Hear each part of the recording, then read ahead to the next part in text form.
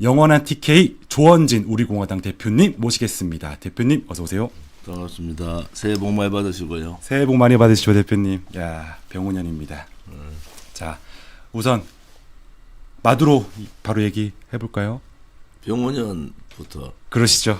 이게 죄송합니다. 우리 그 정마 붉은 말의 해잖아요. 예. 그 붉은 말이라는 게 써지 적토막. 네. 적토막 하면 조자룡 조자룡.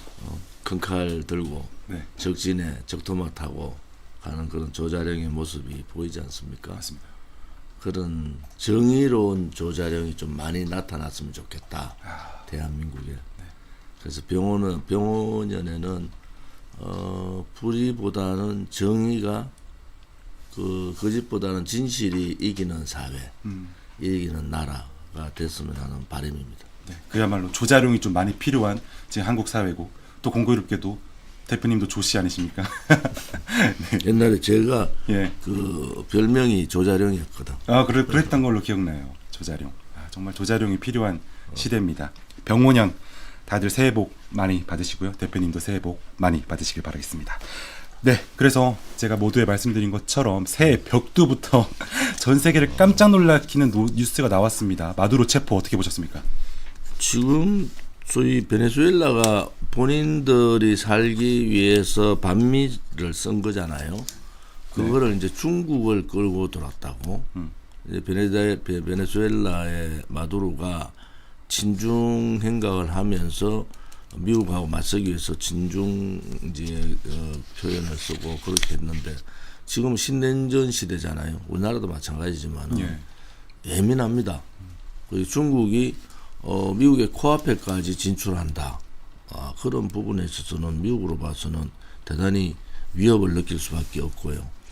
두 번째는 이게 마약 카르텔에 의한 자금은 그런 부분들이 있기 때문에 베네수엘라의 마약이라는 게 미국에 직격탄을 주고 있는 거 아닙니까? 예.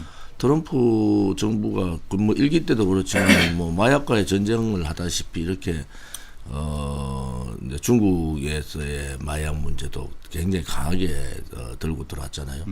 그런 부분에 있어서 미국으로 봐서는 지금 마두로 베네수엘라 같은 마두로가 친중 국가로서 고착되면은 네. 남미 전체에 문제가 생길 수 있다. 아하. 이렇게 본 것 같아요. 또 하나는 뭐 우리 그 나라의 뭐 조국 혁신당이나 뭐 진보당 뭐 이런 정의당에서 이제 마두로 체포에 대해서 좀 반대적인 항의를 하고 있죠. 항의를 하고 있는데 네. 뭐 좌파 진보 좌파들의 생각이 소위 민주 인권 뭐 국민의 삶 이런 거 아닌가요? 그렇죠. 그런데 마두로가 이제 그 베네수엘라가 전체 인구가 한 2,800만밖에 안 됩니다. 700만이 나갔어요. 700만이 해외로 도망가 버렸어요. 뭐 4분의 1이 마두로하고의 정권에서는 살 수 없다 이래가지고 도망간 거 아니면 그건 경제는 파탄 나라가 나가죠. 무너진 거죠. 예. 그다음에 화폐 가치는 떨어지고 뭐 환율은 오르고 또 물가는 뭐 상상할 수 없을 정도로 오르고 또 대법원 이제 사법 입법을 장악한 거는 거의 통합사회당이란 한 개 당이 전체 당 입법을 다 장악했죠. 지금 민주당과 좀 비슷하잖아요. 예. 두 번째는 사법부를 장악하기 위해서 대법원도 정원했단 말이에요. 맞습니다. 지금 소위 이재명 정권이 하고 있는 행태하고 거의 비슷해요. 대법관 증언법. 거의 비슷하다고. 예. 그래서 이제 군부를 장악해서 군을 앞세워서 권력을 휘두르고 2만 명 가까이가 살해당했어요. 상상할 수 없는 일이잖아요. 네. 그런데 한국의 좌파들이 그거를 옹호한다? 뭔가 잘못한 거 아니에요? 그럼 좌파들은 뭐 김정은이고 뭐 좌파들의 미국하고 반대만 되면 다 옹호하는가? 자기들의 인권 민주는 어디 간 거예요? 인구의 4분의 1이 국외로 도망가고 2만 명 가까이가 살해당하고 마약 카르텔하고 손잡고 자금을 마련하고 이런 행태를 하고 있고 그 친중행각하면은 다 대한민국 좌파들은 그러면 뭐 미국이 잘못한 거야 이렇게 얘기하는 거. 실질적 안에 내용을 쳐다보면 내용을 봐야 된다. 마두로가 죽을 짓을 했다. 아무리 그렇지만 인권이 있는 나라, 자유가 있는 나라, 민주가 있는 나라에서 인구의 4분의 1이 도망가고 2만 명이 살해당하는 그런 나라를 옹호하는 저는 조국이나 이런 사람들이 정신이 나간 사람들이다. 내용을 좀 알고 옹호를 해도 자유민주주의 체제 보편 타당한 가치라는 게 자유, 인권, 뭐 민주, 인권 뭐 이런 거 아니겠어요? 그렇죠. 그 보편한 가치에 맞는가? 마두로 독재 정권을 옹호한다. 왜냐하면 저는 마두로의 행태를 보니까 이재명 정권의 행태가 똑같아. 비슷하다. 똑같아. 예. 그래서 그런 행태를 스스로 좀 반성하는 계기가 되라. 입법 독재, 일당 독재를 통해서 법을 만들어내고 사법부 말 안 듣더라고 대법원 정원하고 법외국제 만들어내고 사심제 만들어내고 이 과정들이요. 네. 우리가 그 전에도 그랬어요. 너 베네수엘라 어떻게 똑같이 가냐. 네. 그런 부분에 있어서는 이재명 정권한테 특히 좌파들의 독재 행태에 경종을 울린 거다.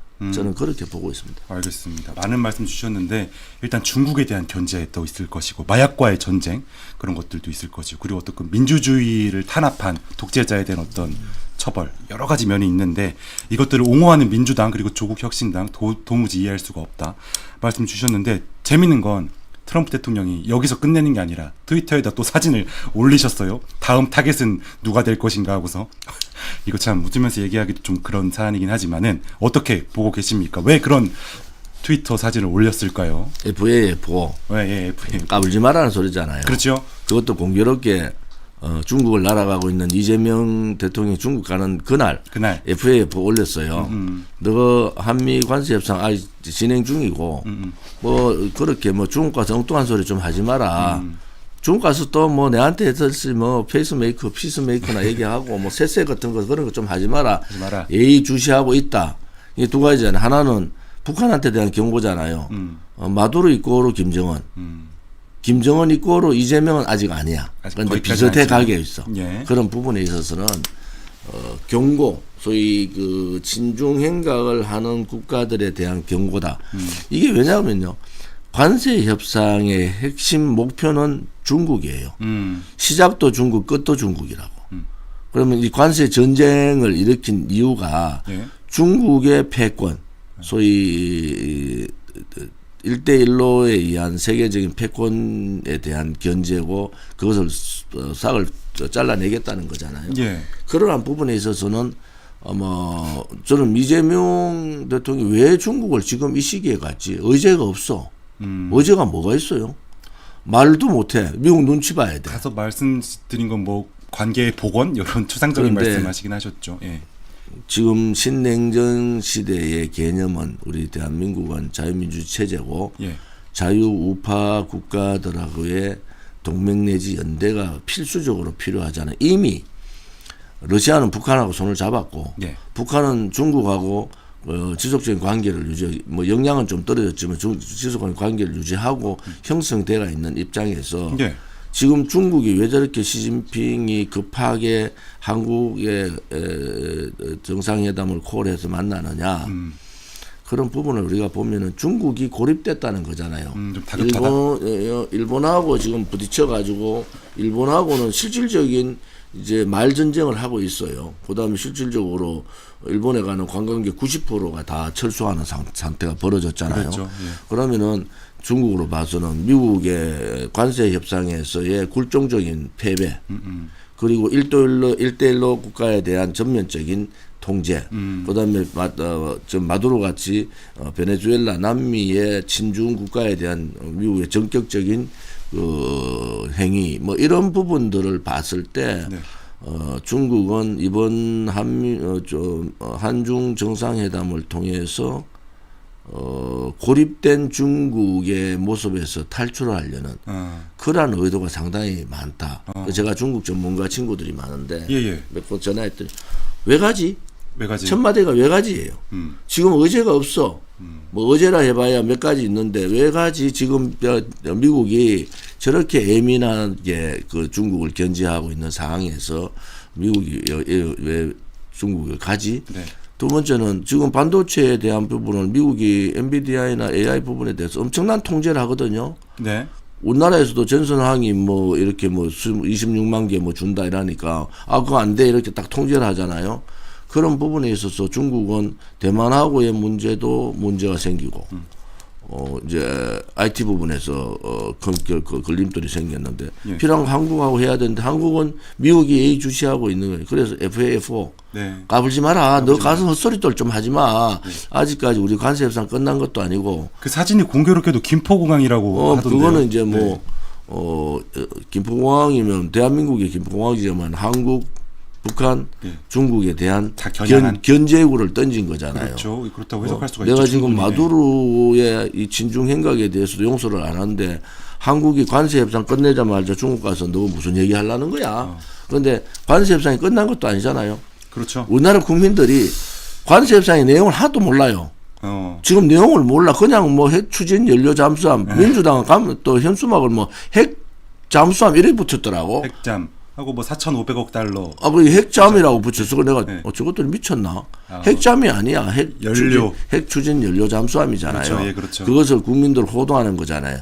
핵잠 하나로 800조 퍼준 그 관세 협상을 덮으려고 하잖아요. 예. 두 번째는 뭐 돈을 뭐 800조를 퍼준다 이 차원을 떠나서 우리나라의 주축 미래 산업, 반도체, 자동차, 로봇, 그다음에 조선 이런 산업들의 산업 주권을 침탈당하는 식으로 미국이 가버렸잖아요. 예. 그러면은 돈이라는 건 한정돼 있어요.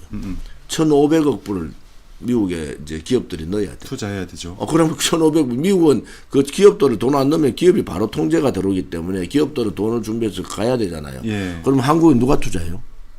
한국에 돈이 없는데 투자를 누가 하느냐고. 그다음에 한국은 또 200억 불을 줘야 돼. 매년 10년을 줘. 그러면 그 돈을 어디서 나와요? 한국 예산 보유해봐야 400억 불밖에 안 되는데. 그러니까요. 그래서 그런 상황을 여러 가지 상황들을 보면은 완전히 실패한 관세 협상인데 예. 덮고 있다. 그다음에 농산물이나 소고기 부분에 대해서 명확한 답이 없어요 지금. 미국은 개방한다고 안에 하고 우리는 안 내용에는 한다고 농산물 하고. 전면 개방이라고 미국은 네. 몇 번 좀 세 번째 대변인실에서 얘기하고 우리 있다고. 정부랑 좀 말이 다르죠 지금. 그래서 예. 민주노총이 정신 좀 차려라. 당신들 노총이야 노총. 음. 당신들의 일자리를 그것도 고급 일자리를 미국에 다 뺏겨. 네. 뭐 그 사람들 논리는 이러다 그럼 우리가 뭐 미국 가서 하면 천만에. 초창기 한 3, 4년 하지. 다 철수하고 미국의 근로자들에 의해서 기술자들에 의해서 그 공장을 움직일 수밖에 없는 상황이에요. 그럼 결과적으로 우리나라의 미래 산업, 먹거리 산업인 조선도 반도체도 자동차도 로봇 산업도 다 미국으로 중심을 해요. 왜? 민노총이 괴롭히지 않는 나라. 기업이 들어가면은 뭐 땅도 뭐 그냥 주고 막 줘. 그런 나라가 그것도 시장이 엄청 넓은 거예요. 미국하고 캐나다하고 남미 시장이 전 세계 시장의 30%를 점유하고 있어. 예. 그런 시장을 바탕으로 있는 나라에서 들어오면은 민노총이 괴롭히도 안 해. 땅도 거의 공짜로 주다시피 해. 뭐 서비스 다 해줘. 그런 이제 전쟁이라는 게 이제 민노총이 소위 고립된 민노총이 좀 벗어나라. 좀 그야말로 노동자의 이익을 대변하는 그런데 활동을 뭐 해라. 민노총에서 발표를 예. 제가 제일 먼저 이런 얘기를 했더니 민노총에서 저하고 비슷한 얘기를 하더라고. 근데 예. 생각이 달라. 예. 왜냐하면은 이제 민노총의 미래에 대한 민노총도 좀 뭐 잘 사는 사람들 뭐 이런 그 좋은 기업들에 대한 부분들도 뭐 잘 돼야지 민노총 인원도 늘 거 아니에요. 예. 근데 이번에 관세 협상에서 소위 양질의 일자리의 부분이 많이 무너졌다. 네. 그래서 이번에 마두로, 베네수엘라, 우리나라 뭐 계속 뭐 베네수엘라를 왜 닮아가냐. 예. 뭐 환율도 이제 소위 말하는 돈 가치가 없어지고 불가능. 돈을 많이 풀면은 포퓰리즘으로 베네수엘라 핵심은 돈을 막 갖다 푼 거예요. 네. 인권도 막고 막 입법 독재하고 독재를 가는데도 국민들한테 돈으로 다 석유 기업 다 해결하려고 국유화하고. 그래서 네. 그런 베네수엘라의 길은 가지 마라. 하지 마라. 더 가면은 독재국가 되고 음. 또 견제받지 않는 독재국가는 결코 오래 가지 못한다. 네. 왜냐하면 자기 스스로 오만해지고 자기 스스로 그 부패할 수밖에 없어요. 견제받지 않는 권력은 부패할 수밖에 없습니다. 네. 이번에 이재명 정권 들어와서 한 포스트 지금 6개월 지났어. 7개월째야. 그렇죠. 쭉 지금까지 벌어지는 일이 다른 정권 5년 동안에 벌어질 일을 6개월 만에 다 벌어졌어요. 뭐 예를 들어서 어떤 게 그렇습니까? 지금 뭐 이준석 원내대표 보좌관 차명 계좌하다가 아. 또 탈당하고 도망가봤어. 예. 그 다음에 김남국이 현지 누나 해가지고 인사청탁하다가 또 도망갔어. 그렇죠. 그 다음에 강선호 1억 예. 받아가지고 보좌관을 맡기는 한다. 좀 살려주세요 했는데 또 그 사람이 됐어. 예. 김병기 갑질 중에 갑질하다가 또 뭐 공천헌금 문제 지난번에 무죄됐지만 그 다시 수사 또 들어가. 전재수 통일교회 뭐 컨펌 수수했다 가지고 장관 내려놓고 도망가봤어. 예. 그 다음에 최민희 그 전에 뭐 국감기간에 결혼식 국회 안에서 결혼식이 난리가 났어요. 예. 도대체 이게 시리즈도 아니고 어떤 부패 덩어리도 이런 게 어디 있어요? 그러니까 5년 동안 일어나야 될 일이 5년 동안에도 일어날 수 없는 일이 6개월이나 다 일어나서 왜 그러냐? 예. 정청래 대표는 이건 뭐 개인적인 일탈이다. 천만에. 이게 그 당시 용산이죠. 예. 대통령실부터 시작해 가지고 국회부터 시작해서 장관까지 행정부까지 총체적인 부패 덩어리야. 예. 왜 그러는지 아세요? 견제 않아서? 세력이 없는 거야. 우리가 이렇게 해도 문제 없을 거야. 누가 우리를 견제할 수 있나 이런 생각을 하기 때문에 네. 6개월 동안에 받는 이재명 정권은 빵점이다. 알겠습니다. 그것도 부패의 구렁텅이에 빠지면은 네. 국민들이 그 부분은 용서를 안 해준다 이렇게 보는 거죠. 알겠습니다. 그러니까 마두를 얘기하다가 결국은 부패한 민주당까지 얘기가 나왔는데 그 이유가 견제받지 않기 때문에 견제받지 않는 독재로 갈 위험이 있고 그런 것들은 우리가 항상 경각심을 갖고 지켜봐야 된다. 이런 말씀 주셨는데 베네수엘라 얘기 좀만 더 해보죠. 그래서 어제 이재명 대통령이 시진핑 주석 만났는데 아까 고립된 중국 말씀 주셨는데 정말로 중국이 그렇게 생각을 하나 봐요. 올바른 편에 서라. 이렇게 직접적으로 말씀을 하시더라고요. 이런 상황입니다. 저희 나라, 우리나라 어디 편에 서야 되는 겁니까? 대한민국은 대한민국 편에 서면 됩니다. 왜냐하면은 예. 출국하기 전에 그 한마디가 미국을 엄청 화나게 만든 거예요. 뭐라고 했죠? 하나의 중국. 하나의 중국. 지금 미국은요. 대만 중국의 패권을 막음과 동시에 대만에 대한 중국의 야욕을 막겠다, 예. 침략을 막겠다는 게 핵심이에요. 미국 정책의 핵심이라니까. 그런데 거기하고 반대되는 하나의 중국을 지지한다. 뭐 이런 신냉전 전에는 그게 가능했어요. 그런데 지금의 신냉전 상황에서는 미국이 중국 문제만 얘기하고 하나의 중국 얘기하면 알레지를 한다니까. 그렇죠. 예. 거기 립 서비스를 던져놓고 갔는데 이번에 이재명 대통령 중국 갔을 때 CNN, 예. 중국의 공영방송, 그 다음에 인민일보, CCTV 말씀하시는 거죠? CNN이 예. CCTV, 네네네. 인민일보 이래가 난리가 났어요. 그렇죠. 호들갑을 그렇게 나는 외국 정상에 가는데 그렇게 호들갑 떠는 걸 처음 봤다니까. 막 CCTV에서 막 방송마다 시간마다 막 그러니까. 이재명 대통령 띄우게 하고 그 다음에 그 인민일보에서 막 사설 실어가지고 막 띄우고 이랬다고. 그건 뭐냐? 중국이 급할 만큼 급해졌구나. 고립됐다 그야말로. 고립이 됐는데 그래도 한국이라도 손 좀 잡고 가자. 뭐 그런 생각은 있는데 우리는 뭐 대한민국답게 하자는 게 대한민국이 얻을 수 있는 거 다 얻으면 돼요. 그렇죠. 그게 외교고 그게 뭐 정치 아니겠습니까? 맞습니다. 중국이 그동안에 막 험한령 한다고 한한령 한다 해가지고 중국을 아는 사람은 그게 정부가 나서지 않으면은 일본 가던 관광객 90%가 취소하는 그런 사태가 벌어질 수 있습니까? 정부가 나서는 기 때문에 통제를 하기 때문에 이렇게 한국에 대한 사드 이후에 험한령도 있고 뭐 한한령도 있고 있잖아요. 예. 이번에 가서 뭐 그런 거 좀 대강 좀 풀어가지고 문화 콘텐츠 이런 부분에 대한 중국 진출을 풀고 그런 부분들은 좀 필요하다 이래 보는 거죠. 네. 알겠습니다. 정말로 어느 편을 딱 고르면 그야말로 실책이 될 수 있고 우리나라는 우리나라의 편으로. 아니 그렇지 않아요. 네. 어느 편을 고른다 무조건 태기를 이게 하려면 자유민주주의 체제의 자유와 민주와 인권의 기본 가치를 같이 하는 한미동맹을 추구로 가야죠. 1순위는 미국이다. 한미동맹을 그거를 뒤엎는 순간에는 그냥 한국은 그냥 무너져 버린다. 지금의 신냉전 시대에서는 뭐 유럽도 마찬가지잖아요. 유럽도 뭐 관세 협상 당하고 특히 캐나다도 막 모욕적인 관세 정책에 당하고 있지만은 예. 결국은 미국 중심으로 갈 수밖에 없어요. 아, 우리가 여기서 과거같이 신냉전 시대 이전에 같이 그냥 등거리 얘기하고 경제는 중국, 안보는 미국 천만에. 지금은 안보와 경제가 동일시되고 있다. 미국이 관세 협상을 하는 거 보세요.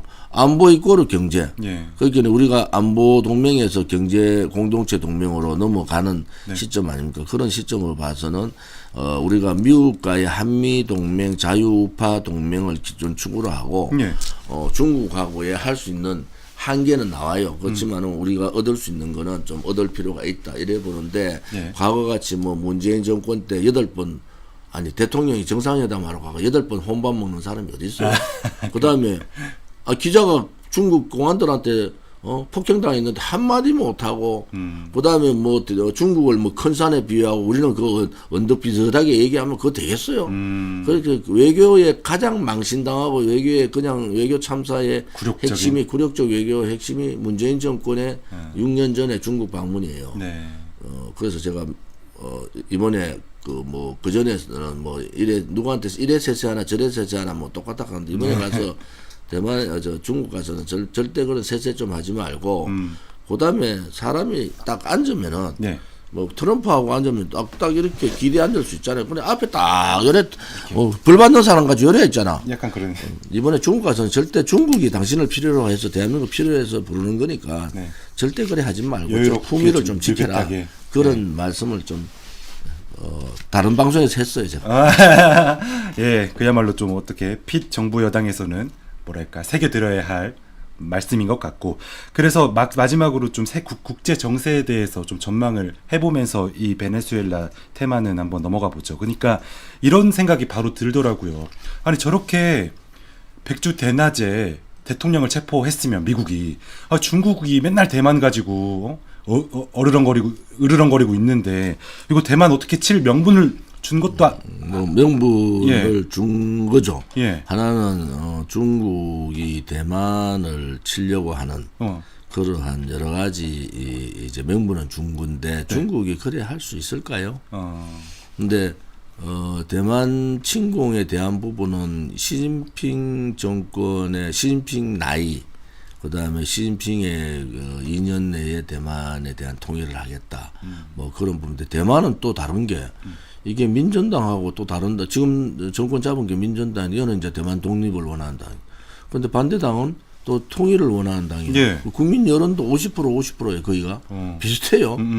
그런 부분에서 또 하나는 대만의 지금 그 열병합 발전소의 모든 폐연료들이 중국으로부터 들어오잖아요.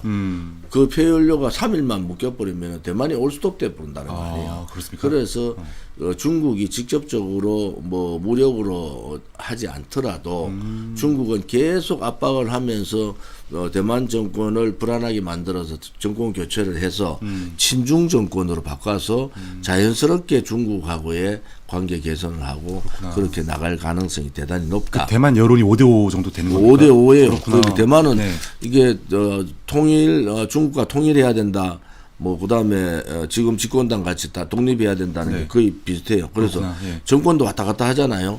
그런 부분에 있어서는 우리가 생각하는 남북과의 관계하고는 조금 다르다. 네. 그리고 지금 전 세계적으로 보세요. 예.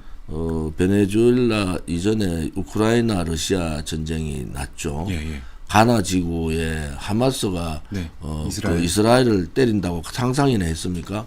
못했죠. 때려요. 예. 지금 그 이란은 전쟁 일보 직전이에요. 예. 그게 이란 지금 그 직원층이 네. 굉장히 불안해하고 있는 사실이고 예. 또 하나는 이번에 베네수엘라 건이 터졌잖아요. 예. 그래서 지금 유럽, 우크라이나, 중동, 가나, 이란, 그다음에 그 남미의 베네수엘라까지 포함하면은 전 세계가 전쟁 위험에. 하약보다 예. 신냉전이 뭐 3차 대전 같이 큰 대전은 아니더라도 신냉전 시대의 화약고는 세계 어디도 될 수 있다. 네. 그런 부분에 있어서는 우리나라도 특히 이재명 정권이 이러한 국제적인 상황 섣불리 네. 잘못된 외교 노선, 소위 자주 노선자들이 있잖아요. 정동영이나 뭐 이렇게 지금 저 국정원장 하고 있는 네. 그런 사람들의 자주 노선에 넘어가면 안 된다. 아하. 동맹 노선으로 같이 가야 되지. 네. 자주 노선 가면은 한국의 미래는 어둡다. 네. 이렇게 봅니다.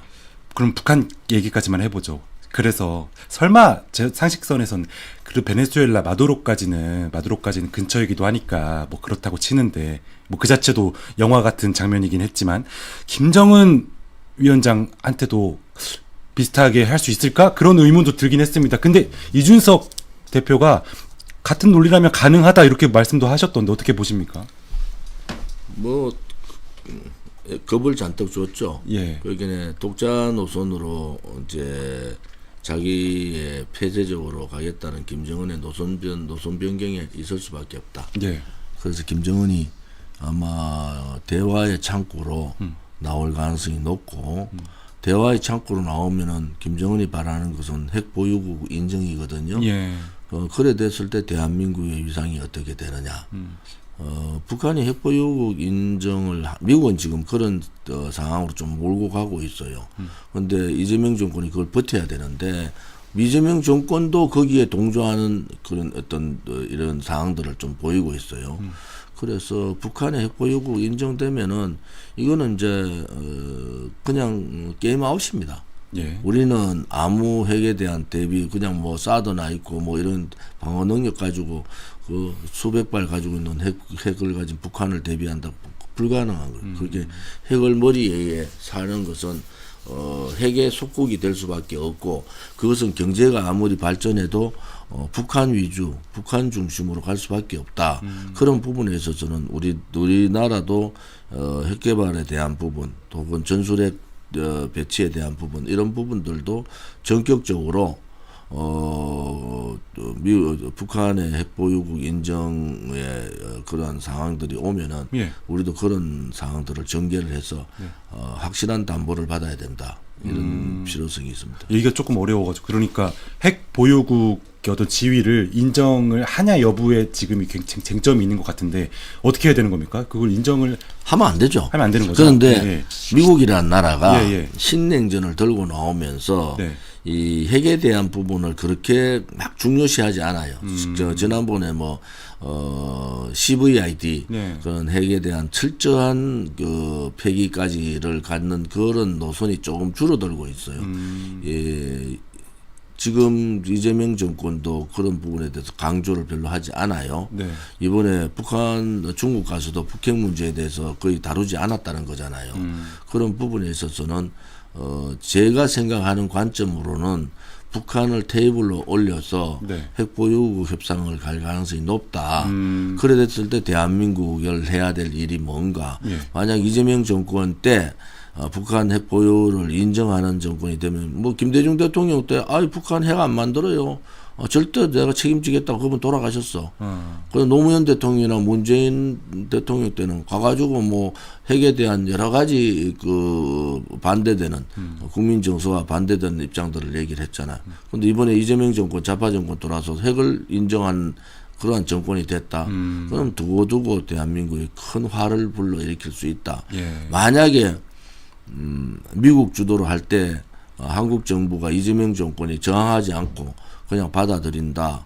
뭐 저는 상상하기 힘들겠지만 그럴 가능성이 있다고 봐요. 예. 그래 됐을 때는 우리도 자위적 핵 보유를 해야 된다.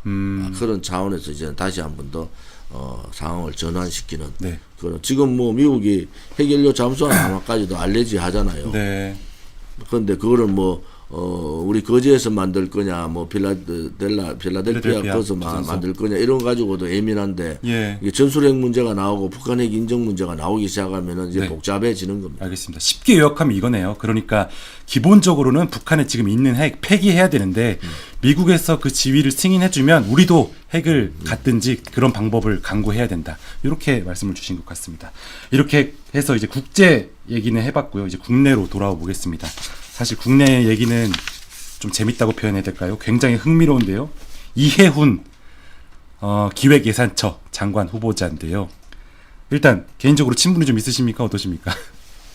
국회를 2번 같이 했죠. 어, 그런데 뭐 저는 이혜훈이라는 사람 별로 좋아하지 않고 원래도 제가 그 YTN 월요일 방송 나가서 네, 지난주죠. 예, 김병기보다 더 갑질이 나타날 거다 아. 했는데 이틀 있다가 이 녹취가 깐 거 아닙니까? 예, 녹취를 듣는 사람은 아마 그 이재명 대통령이 대통령 되기 전에 뭐 성남시장 때인가 그때 형수하고 했던 녹취 이후에 가장 강한 녹취 아닌가? 정말 충격적이었습니다. 뭐 일반 상식적으로 나는 잠자다가 그 꿈에 나올까봐 겁나더라고. 그것 떠올려도 옛날 조연아 그 사장이었나요? 거기 승무원. 아니 거기 막 땅콩 회항. 근데 야야 이렇게 소리 지르고 내가 널 죽였으면 좋겠다고 하고. 야, 그런데 이거 상상하기가. 그래서 이재명 정권이 인사 시스템이 저는 붕괴됐다. 그 인사 시스템 자체가 없다고 봐요. 그럼 누가 이걸 다 지고 흔드냐? 도대체 이혜원을 추천한 사람이 누군가? 누굽니까? 저는 그게 되게 궁금해요. 저도요. 추측하시는 인물 있으십니까? 이제 그 뭐 유승민 전 의원 보고 뭐 총리 얘기도 하고 오갔으니까 한편으로 이혜원이라는 사람 유승민 유승민계인데 그렇죠. 그래가지고 박근혜 대통령 때 탄핵시가 바른정당 나간다고 해가 다 바르지 못한 놈들이 바른정당을 만들어가지고 예. 그따위 짓을 하고 바르지 못한 홍준표가 또 자기 권력 때문에 그 사람들 다 받아들였어요. 그러기에 한 번 배신해도 다 살아나. 거기에 또 중심에 누가 있어요? 김무성이 있어. 예. 요즘 김무성이 이런데 한동훈이 뭐 오세훈이 이준석 다 껴안아가 통합해야 된다. 그렇게 말씀하시나요 요새? 김무성이 그런데. 예. 그러고 윤석열 대통령이 절연해야 된대. 제가 여러 사람들한테 김무성 얘기를 들었어요. 예. 제가 대통령 4명의 대통령을 모셔봤는데 예. 저 윤석열 대통령이 제일 훌륭하다고 김무성 대표가 입에 바르도록 칭찬했어. 그리고 이번에 국정 그 업무보고인가?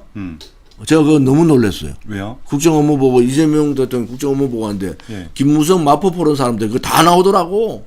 제가 국민들은 사람을 몰라서 저는 국회를 갔기 때문에 알잖아요. 그러시구나. 와. 뭐 예를 들어서 뭐 인천광사 의학제 뭐 이런 뭐 제가 보는 사람들 다 나와.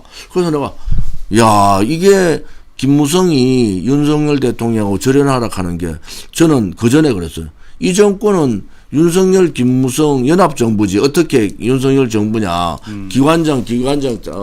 기관장부터 감사이사들 막 김무성 사람들 다 집어넣고 그래 초창기에 뭐 돌아가신 분 얘기하면 안 되지만은 뭐 비서실장 한다 해가지고 뭐 그것도 막 다 집어넣었잖아요. 예. 그런데 예. 그 정도로 꿀을 빨았으면 입을 닥치고 있어야지. 그게 상식이잖아요. 자기는 가장 많이 만나고 가장 많이 폭탄주 먹었다고 자랑하는 게 어제 아래야. 그거를 공개적으로 어떤 강의에 나가 그걸 자랑해.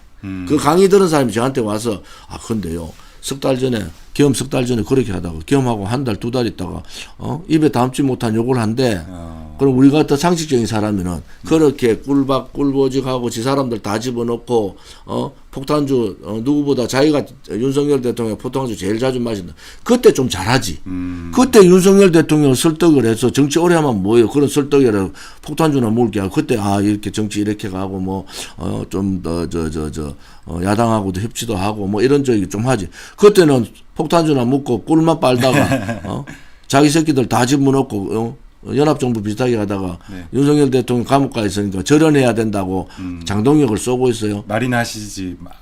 그래서 김무성, 이혜원 같은 부류의 인간들은 인간이 아닙니다. 아하. 저는 그렇게 봐요. 그렇게 보시는구나. 쭉 말씀 주셨는데 결국 그런 거 아니겠습니까? 그런 분들이 이제 원칙, 뭐 신념, 소신, 이념 이런 걸 가지고 정치를 하는 게 아니라 이익을 가지고 정치를 하기 때문에 그렇게 왔다 갔다 하시고 그런 거 아니겠습니까? 국민의힘에 예.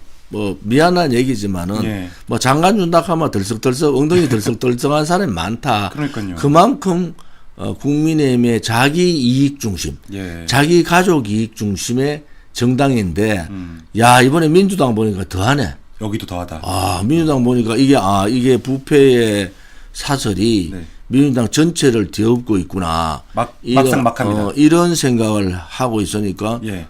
그 피해는 고스란히 국민이야. 음. 국민은 그래도 막 논두렁 전기라도 타고 나야지 뭐 구의원도 하고 시의원도 한다는데 국회의원 정도 하려면 논두렁 전기가 아니고 산의 전기 정도는 타야 되잖아요. 그런데 막상 열어보니까 이것들이 다 부패 덩어리야. 너무 심한 것 같아요. 요새. 여야를 막론하고 그냥 충격적입니다. 진짜. 이 부패 부정부패의 온상. 사설 고리는 예. 그 끊어내자. 예. 그리고 장동혁 국민의힘 대표도 들어가서 놀랬을 거야. 와, 이 사람들 이렇게 보신주의고 이렇게 자기중심주의고 이렇게 과거에 대한 내용들을 잊어버리고 자기가 잘난 척한다 이래 하는 것은 네. 그것은 대단히 문제가 있다. 지난번 그 장경태 그 성추행 논란 있었잖아요. 예. 그리고 김남국의 현지 누나 인사청탁에서 그때 국민의힘 25명이 네. 초재선 25명이 장동혁을 비판했다고. 왜요?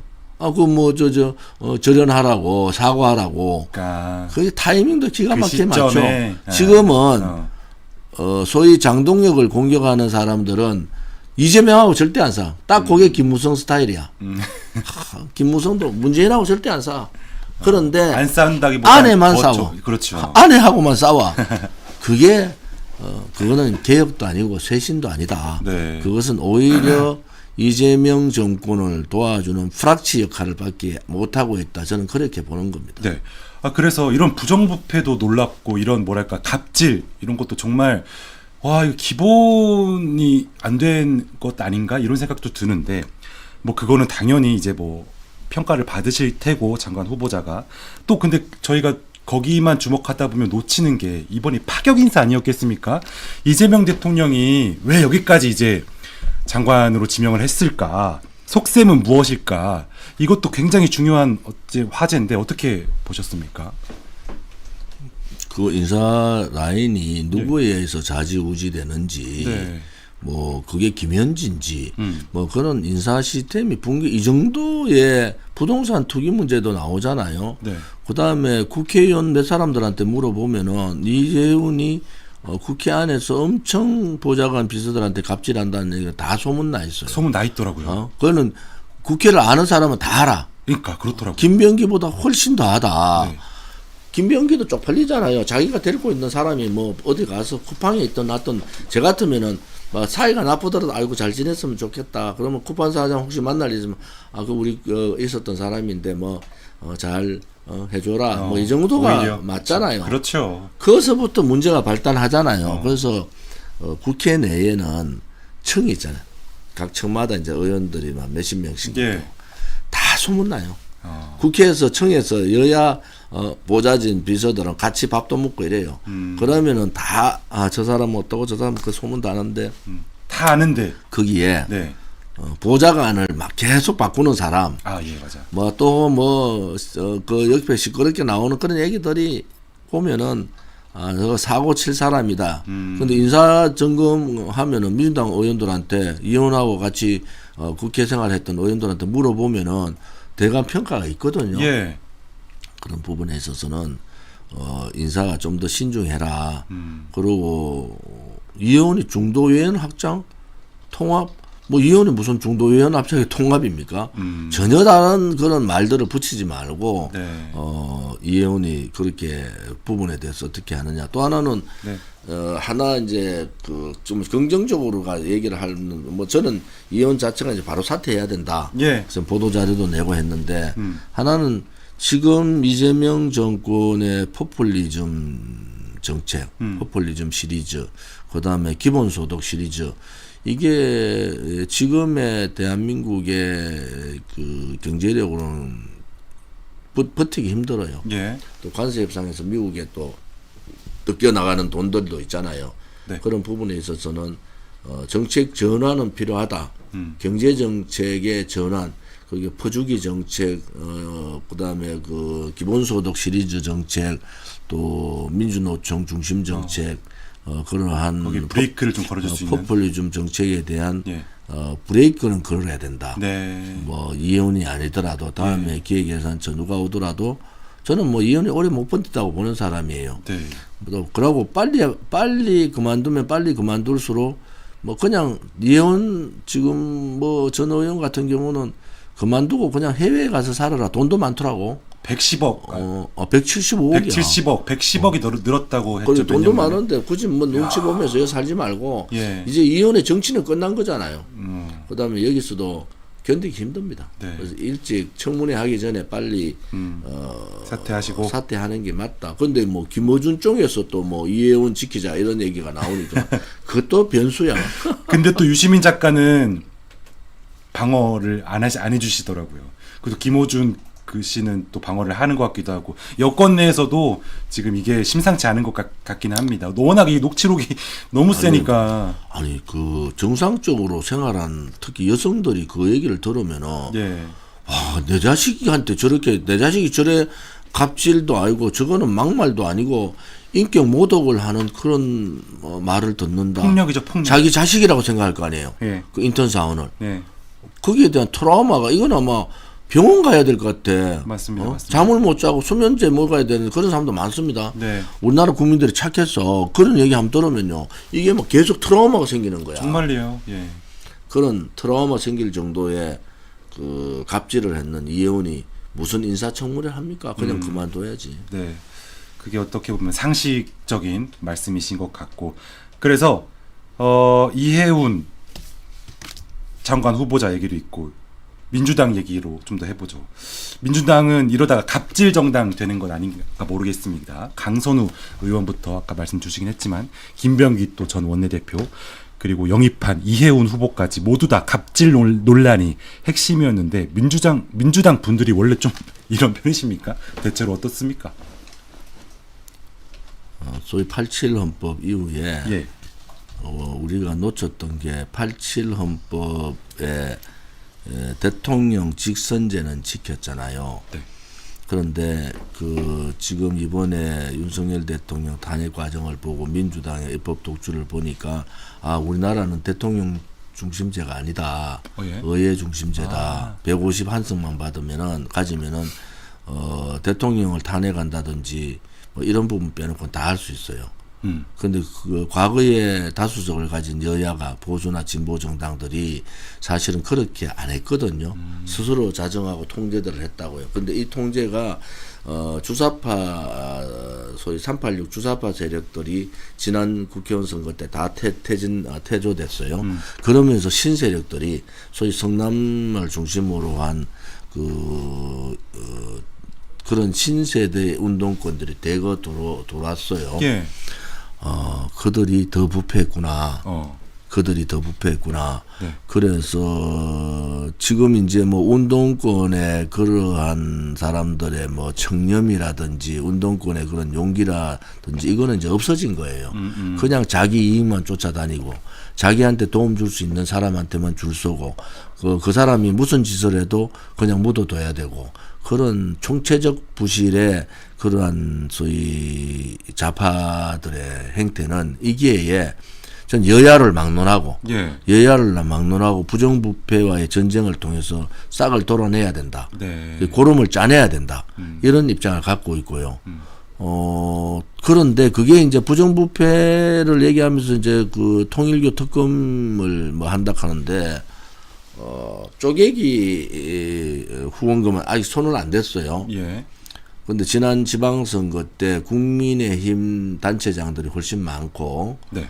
그때 윤석열 대통령 초기에 네네. 국민의힘 사람들이 많이 됐죠, 당선이. 들어왔잖아요. 예.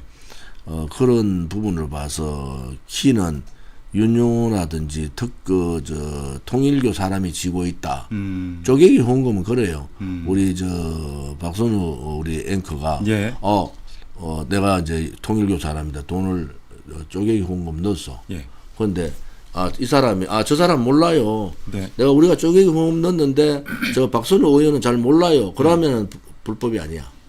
그랬습니까? 근데 쫑여기 후보물 넣었는데 박선우 의원한테 전화하고 다 압니다. 그러면 이제 의원직 날라가. 얼마나 무서운 거예요. 그러게요. 예. 이게 모든 키를 통일교가 지은 거야. 쪼개기 헌금을 까면은.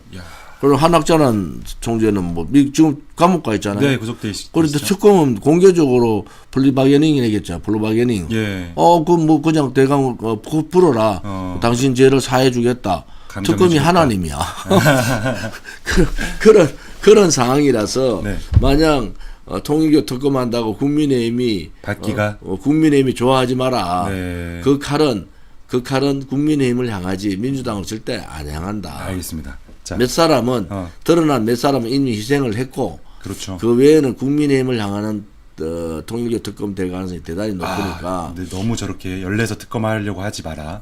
아니 특검을 해야죠. 하는데 네네네. 거기에 대한 국민의힘이 자체적으로 방어를 좀 더 하고 네. 국민의힘이 장동혁 대표 쪽이 먼저 부정부패와의 전쟁을 선언해라.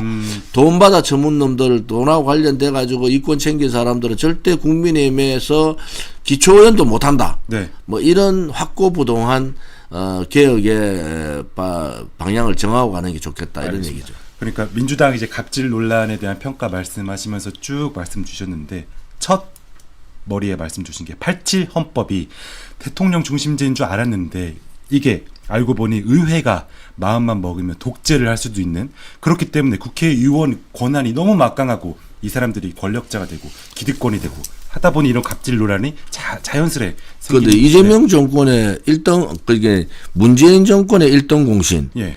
이게 누가 했죠? 박지원이라는 사람이 예. 문재인 정권의 1등 공신은 김무성이다. 이거 얘기했잖아요. 그렇죠. 이재명 정권의 1등 공신은 한동훈이다. 예. 한동훈이 저래 탄핵 안 했으면 이재명 정권이 나오지 않죠. 그렇겠죠. 한동훈은 예. 그 한덕수 총리하고 뭐 그 공동으로 자기가 뭐 비슷하게 뭐 운영한다 해가지고 그까지 얘기했잖아요. 네. 이게 권력욕이잖아요. 그렇죠. 이게 권력욕이잖아. 그런데 한동훈은 자기는 뭐 경험 때 아니 그러면은 네가 법무부 장관하고 비대위원장까지 사이 좋을 때는 윤석열 대통령 혜택 받잖아. 뭐 그때 그 윤석열 대통령 혜택 본 사람이잖아. 개똥 같은 소리래. 내가 볼 때 한동훈이가 개똥 같은 소리 하고 온 거야. 그래서 부끄러움을 몰라. 이게 지금 이재명 정권이 돌아와서 입법 독재를 통해 가지고 법이 무너지고 기본적인 틀들이 부패가 만연하는 나라가 되고 틀이 무너지면은 결국은 그 책임이 누구냐 따지면 한동훈이잖아요. 그래서 한동훈은 좀 자숙하고 있어라. 자숙.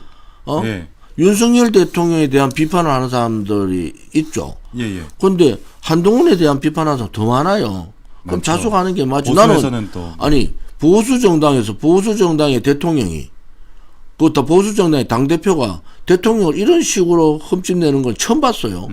그래서 인성의 문제다. 우리 지금 인성 얘기하잖아. 예.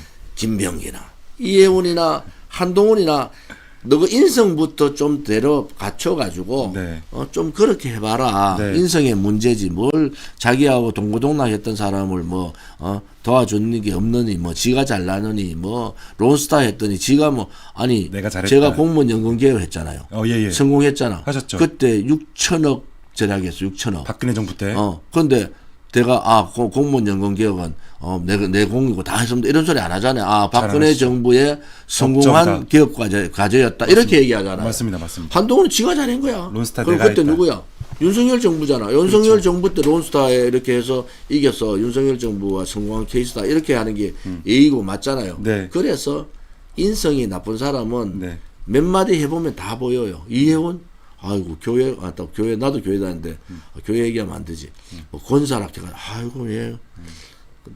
몇 마디 해보면 다 보입니다. 네. 그 짓을 그냥 또 말로 덮으려 한다고 덮입니까? 알겠습니다. 제가 조심스럽게 87 헌법 문제 제기를 했는데 그것보다 인성이 일단 문제다. 정말로 그야말로 인성이 문제인데, 자, 민주당은 여기까지만 얘기해보죠. 정청래 대표인데요. 일단은 강선우 의원은 이제 바로 제명을 했고요. 김병기 의원은 윤리감찰을 지시했다고 하십니다. 정청래 대표의 이 대응 방식은 어떻게 보시는지, 그리고 뭐 요새 명청 갈등이라고도 하고 뭐 당정 갈등이라고도 표현하는데 앞으로 이 구도에는 또 어떤 변화가 있을지 이번 사태들이 어떻게 보십니까? 저는 이재명과 정청래의 갈등은 있을 수밖에 없고 네. 그것을 좀 더 누그러뜨기 위해서 정청래 대항마를 세운 게 김민석이잖아요. 김민석 총리. 그래서 그러한 과제들이 지방선거를 통해서 일들이 좀 벌어질 거다. 근데 정청래라는 사람은 제가 가까이서 많이 본 사람이고, 저하고 뭐 행안위 간사도 같이 하고, 그 다음에 그 정보위 간사도 같이 하고, 제가 뭐 갈 때마다 따라와. 근데 내가 정청래 뭐, 왜 자꾸 나를 자꾸 당연히 따라오냐 그랬더니, 당연히 지도부가 조원진 의원 막을 사람이 없으니까 네가 가가 좀 그 옆에 좀 막아라. 전당 마크 해라. 그러다가 이제 친해졌어. 예. 근데 그 사람의 장점은요, 예. 되게 집요합니다. 집요하다. 그러고 웬만한 태클에는 태클이라 생각도 안 해요. 그러니까 뭐 당이 뭐 이래가지고 이래 뭐 저게 지금 정청래에 대응하는 자체가 그런 일은 뭐 그냥 소위 운동권식 사고로서 우리가 다 경제 공동체고 협력 공동체다 생각하는 바가 있단 말이야. 예. 그게 문제잖아요. 아하. 부패하는 자들이 경제 공동체고 우리는 공동체야. 소위 말하는 민주화 공동체야. 이런 인식을 가지고 부패든 부정이든 다 막는다. 그건 잘못된 인식이잖아요. 예. 그 정청래 대표한테 제가 얘기하고 싶은 것도 이참에 네. 장동혁 대표하고 손잡고 뭘 하느냐. 부정부패 일소 완전히 뿌리 뽑는 그거부터 해보자. 돈 받은 정치인들. 국회부터 부정부패를 뿌리 뽑기 시작하면 그 다음에 지방의회도 지방단체장으로도 가고 지방기초단체장으로도 가고 지방의회까지 그게 영향이 가면은 네. 가장 잘한 일이 될 거다. 와. 국민들한테 가장 칭송받는 그런 일이 될 거다. 그런 부분은 좀 말씀드리고 싶어요. 야, 그야말로 정치 물갈이가 싹 한번 되는 계기가 될 수 있을 것 같습니다. 알겠습니다. 정청래 대표의 앞으로 행보를 지켜보고 이제 마지막 테마 국민의힘에 대해서 말씀 나눠보죠. 장동혁 대표 최근에 필리버스터 24시간 최장 이제 대기록을 세우셨는데요. 야당 대표가 필리버스터를 한 것도 최초인데 시간마저 최장이라서 놀라운데 어떻게 보셨습니까? 필리버스터 24시간 하고 들어갈 때 장동혁 얼굴, 나올 때 장동혁 대표 얼굴 보니까 단식한 열흘 한 것 같더라고. 제가 15일 단식을 해봤거든요. 물만 먹고. 예. 정말 힘들어요. 아무것도 안 먹고 물만 먹으니까.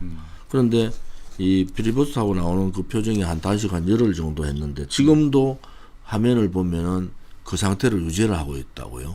그 정도로 영향이 있다. 그런데 그것은 이제 지도자로서의 모습, 자기를 뭐 보궐선거 통한 1.5선 당대표라고 무시하는 소위 중진들에 대한 경고일 수도 있다. 그래서 장동혁 대표는 장동혁 대표의 길을 갈 것 같아요. 왜냐하면은 저는 뭐 장동혁 대표도 그래 생각 안 하겠어요. 중진들이 나를 뽑아줬는데 나도 중진들하고 좀 친하고 싶은데 국민의힘의 변화 개혁을 위해서는 중진들의 희생이 따를 수밖에 없다. 그래서 중진들이 지금 난리하고 있는 이유가 자기들이 뽑아낸 장동혁 대표가 말을 안 듣거든. 거기에 장동혁 대표를 비토하는데 그거의 뒷내막에 김무성이 있는 거예요. 김무성이 사람들 불러가지고 야 장동혁 쳐내고 그냥 한동훈 살리고 뭐 누구 비대위원장 가자 뭐 이런 식으로 얘기하는 얘기들이 저한테 누가 얘기를 해요. 그런 부분에서는 장동혁 때문에 전공법으로 가셔라. 전공법. 국민이 뭘 바라냐. 판가리를 바라는 거예요. 소위 말하는 인적 쇄신과 시대 교체와 세대 교체를 바라는 겁니다. 그러니까 이번에 이 두 번의 탄핵을 통해서 이 소위 말하는 시대 교체, 87 헌법에 내려왔던 그러한 만연한 그런 운동권 중심의 야당은 좌파들은 운동권 중심, 이 소위 우파들은 보신주의자들이 소위 자기가 돈도 가지고 권력을 가진 자들이 보신주의자 검사 판사하다가 나중에 와서 뭐 하는 그런 보신주의자들의 보신주의와 좌파들의 운동권의 그 잘못된 인식들을 이 두 개를 빨리 깨야 된다. 네. 그러기 위해서는 결국은 국민의힘의 중진들의 희생이 좀 필요하고 또 중진들의 용기도 좀 필요해요. 왜 이 시점에서 지방선거 치르는데 장동혁 빼고 맨날 사과하라 지금 6년 전에 보면은 6년 전이 아니죠. 2017년 16년 그때 보면은 네. 사과하자 해가지고 또 바른정당 만들어가지고 눈물 찔찔 짜면서 사과했는데 선거 다 졌어요. 석고대자고. 선거 다 졌다니까. 내리 다 졌죠. 예. 선거를 윤석열 대통령 선거 전까지 다 졌어요. 네, 크게 졌죠. 그리고. 거기에 네. 좀 느껴야 되잖아요. 뭐냐 사과한다는 것은 사과를 하자고 주장하는 쪽이 누구냐? 예. 민주당이잖아요, 민주당. 좌파들이 윤석열하고 저하고 윤석열 국민들한테 사과해라, 내란을 인정해라는 거잖아요. 그럼 내란을 인정하면 어떻게 돼요?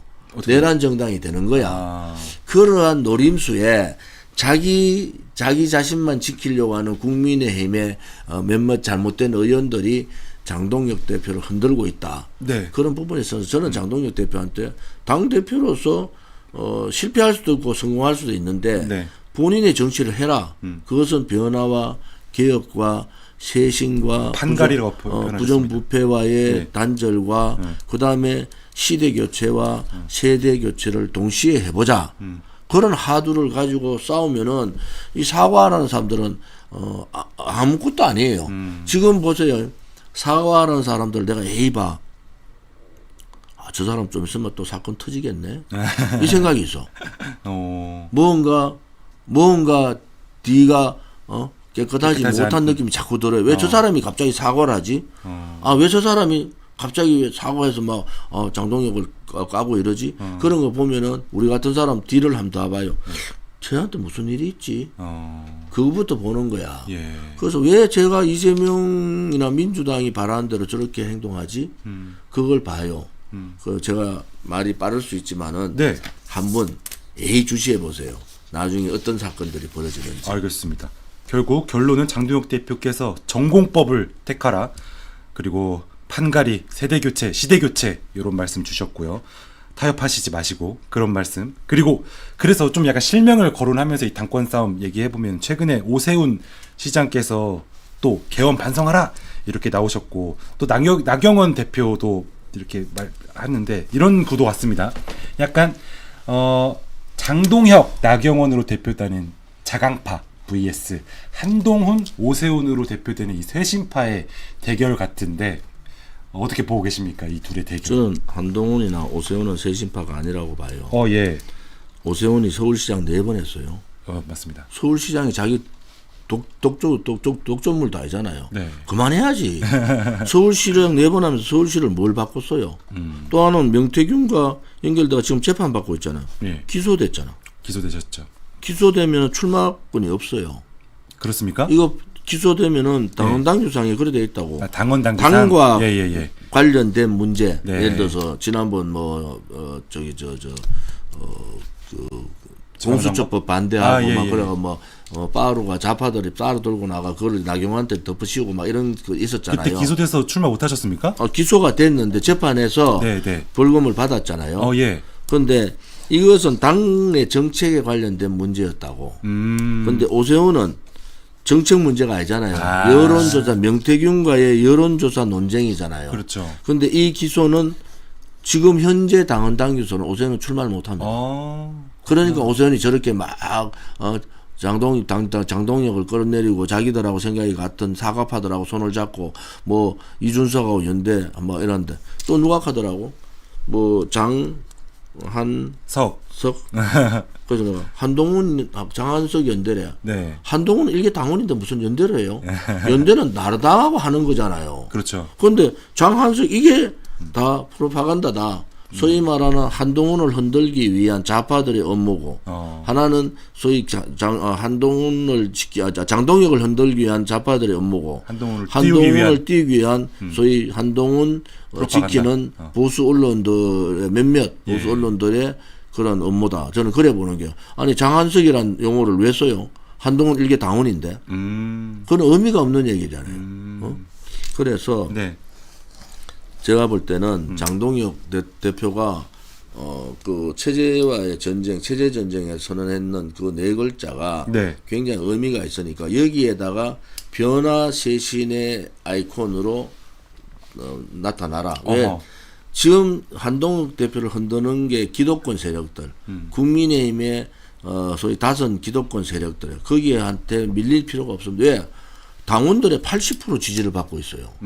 거기 당원들의 80% 지지받는 당대표는 잘한다는 거죠. 뭐든지 할 수 있다. 그리고 예. 내가 그랬잖아. 아니 문제가 있으면 한동훈의 단계 문제가 하려고 하면 전 당원 투표해봐라.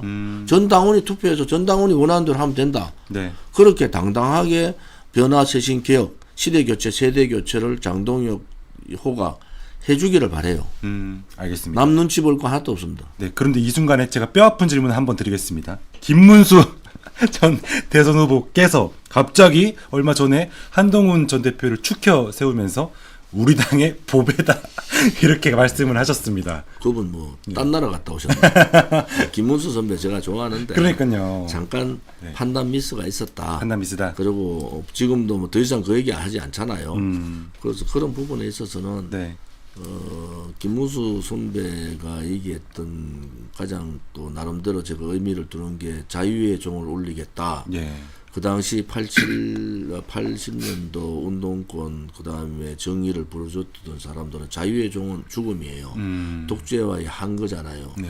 그런 김문수의 모습을 보고 싶다. 아, 그렇게 말씀드리고 싶습니다. 네. 이 어떤 의견이 지속되지 않으시길 바란다. 마지막 질문인데요. 결국 우리 공화당 합당 얘기를 안 해볼 수가 없지 않습니까? 제가 대표님 처음 만나 뵙게 된 게 한 6개월 전쯤이었는데 그때 대선 과장이었습니다. 그렇게 하면서 이제 합당이 되나 안 되나 계속 이런 기류를 보이고 있는데 현재 상황은 어떻게 있습니까? 저는 예. 윤석열 대통령 후보 때도 네. 뭐 이재명 그 당시 이 후보가 저하고 같이 좀 하자 이렇게 전화 3번 오고 문자를 4번 보냈는데 저는 뭐 전혀 다른 그 생각이니까 뭐 그렇게 돼서 네. 동의하지 않았죠. 아, 예. 그런데 윤석열 대통령 후보 때도 우리 후보 단일화하고 합당을 합시다. 뭐 그래야지 안정적으로 이길 수 있고 투표율이 높아간다 이런 얘기를 했듯이 지금도 마찬가지예요. 국민의힘이 지금의 이재명 사회주의 독재 체제를 국민의힘을 가지고 이길 수 있다. 저는 그거를 그렇지 힘들다고 보는 사람이라서 예.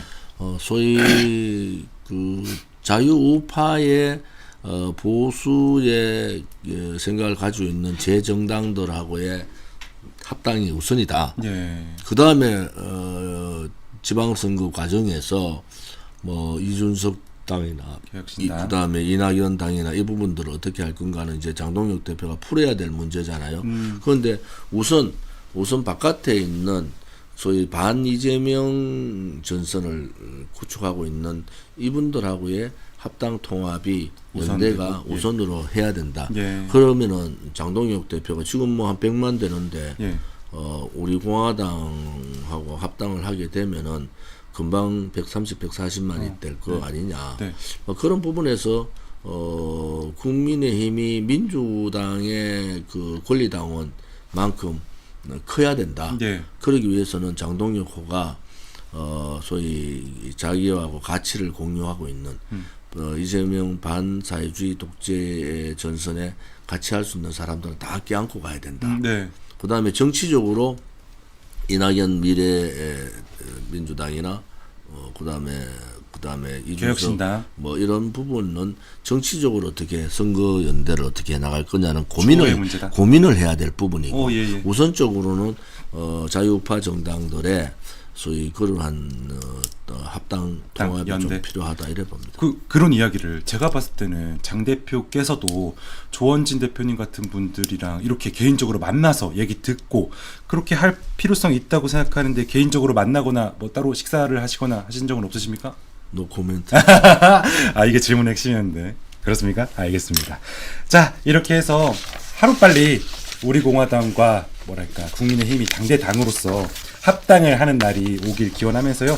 저희 시청자분들께 새해 덕담도 좋고 마지막 끝인사도 좋고 한 말씀 주시면서 방송 마무리해 보겠습니다. 이제 그 붉은 붉은 말 병원연에 이제 우리 시청자 여러분들이 제일 우선은 나라 걱정은 다 해야 되죠. 근데 건강 그리고 가정의 행복 그렇게 되기를 기도드리겠습니다. 좋은 한 해 되십시오. 아이고, 감사합니다. 오늘도 귀중한 말씀해 주신 조원진 대표님께 너무너무 감사드리고요. 대표님 새해 복 많이 받으시고 복 항상 많이 건강하시고 받으세요. 시청자분들도 올해 새해 복 많이 받으시고요. 저희 방송은요 여기서 마치고 다음 주에 찾아오도록 하겠습니다. 시청해 주셔서 감사합니다.